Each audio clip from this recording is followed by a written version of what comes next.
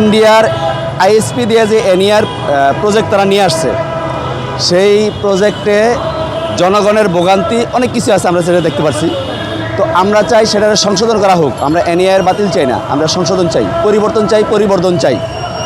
তারা যেই ট্যাক্স বলতেছে 60% কমাইছে, এটা হলো ভুল, এটা মিথ্যা।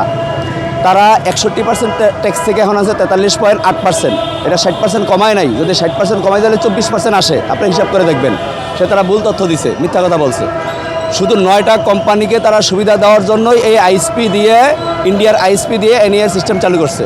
শুধু ইন্ডিয়াকে সুবিধা দেওয়ার জন্য, ইন্ডিয়াকে সকল তথ্য, আমাদের তথ্যগুলো পাচার করার জন্যই। এটা আমরা স্পষ্ট দেখতে পাচ্ছি। সাধারণ জনগণ এখনও বুঝতে পারে নাই, সাধারণ জনগণ অনেক ভোগান্তিতে পড়বে এই এনইআর যদি তারা বলবৎ রাখে, যদি তারা ইস্টাবলিশ করে। আর আমাদের আরেকটা দাবি হলো, আমাদের যেই নিরস্ত্র 57 জন ব্যবসায়ীদেরকে তারা গ্রেপ্তার করছে, তাদেরকে মুক্তি চাই, তাদের নিঃশর্ত মুক্তি চাই। তারা অস্ত্র ছাড়া, লাঠিসোঁটা ছাড়া শুধু শান্তিপূর্ণ মানববন্ধন তারা বিটিআরসির সামনে আমরা করেছিলাম।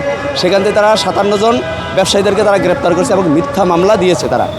এবং আপনারা দেখছেন কাউরান বাজারে শান্তিপূর্ণ মানববন্ধনে তারা কিভাবে পুলিশে গুলি, লাঠিসোঁটা, টিয়ার শেল দিয়ে আমাদের ব্যবসায়ীদেরকে আহত করছে। এবং এক ব্যবসায়ীর বুকে পর্যন্ত এই রাবার বুলেট লাগছে, সে এখন হাসপাতালে ভর্তি আছে এখনও। আমরা এটা সঠিক বিচার চাই, সঠিক তদন্ত চাই।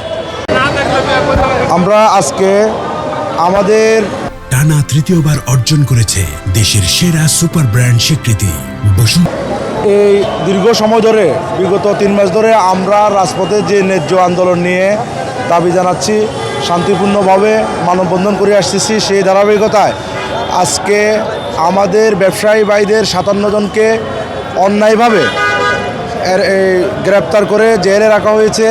তাদের নিঃশর্ত মুক্তির দাবিতে আজকে আমরা এই রাজপথে দাঁড়িয়েছি।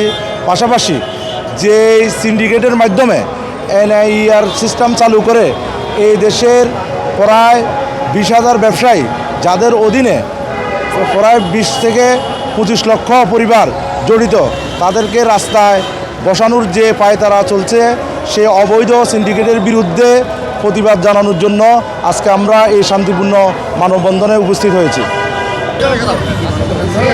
আজকে আমাদের দাবি, আমাদের আজকে 57% ব্যাডে থেকে এখন 44% ব্যাডে আজকে আমাদেরকে নিয়ে আসছে। 43.8 এখন 43.8 বর্তমানে আমাদের যে এই দাবিতে আমরা আজকে এই মানববন্ধন করতেছি। মিরপুর 10 নম্বরে আমাদের বিভিন্ন, আজকে সারা দেশে সব জায়গায় আমাদের মানববন্ধন সমাবেশে সুন্দরভাবে মানববন্ধন করতেছি।